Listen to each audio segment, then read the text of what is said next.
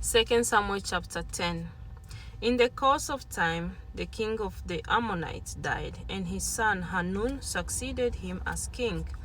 David thought, I will show kindness to Hanun, son of Nahash, just as his father showed kindness to me.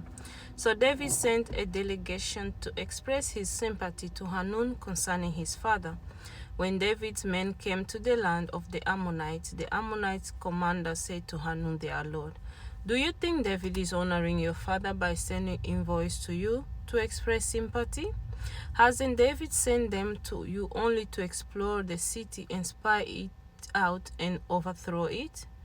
So Hanun seized David's envoys, shaved off half of each man's head, cut off their garments at the buttocks, and sent them away. When David was told about this, he sent messengers to meet the men, for they were greatly humiliated. The king said, stay at Jericho till your beards have grown, and then come back. When the Ammonites realized that they had become obnoxious to David, they hired 20,000 Aramean foot soldiers from Beth Rehob and Zobah, as well as the king of Maacah with 1,000 men, and also 20,000 men from Tob. On hearing this, David sent Joab out with the entire army of fighting men. The Ammonites came out and drew up in the battle formation at the entrance of their city gate, while the Arameans of Zobah and Rehob and the men of Tob and Maacah were by themselves in the open country. Joab saw that there were battle lines in front of him and behind him, so he selected some of the best troops in Israel and deployed them against the Arameans. He put the rest of the men under the command of Abishai his brother and deployed them against the Ammonites.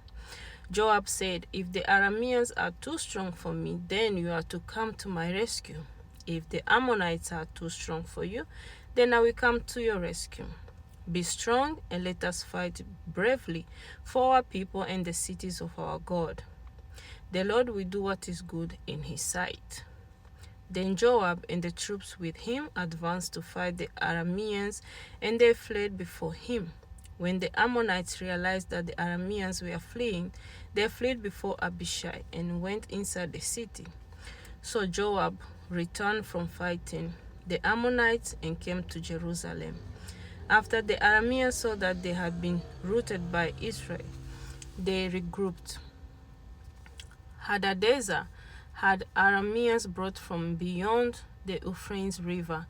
They went to Helam with Shobak, the commander of Hadadezer's army, leading them. When David was told of this, he gathered all Israel, crossed the Jordan, and went to Helam. The Arameans formed their battle lines to meet David and fought against him. But they fled before Israel, and David killed 700 of their charioteers and 40,000 of their foot soldiers.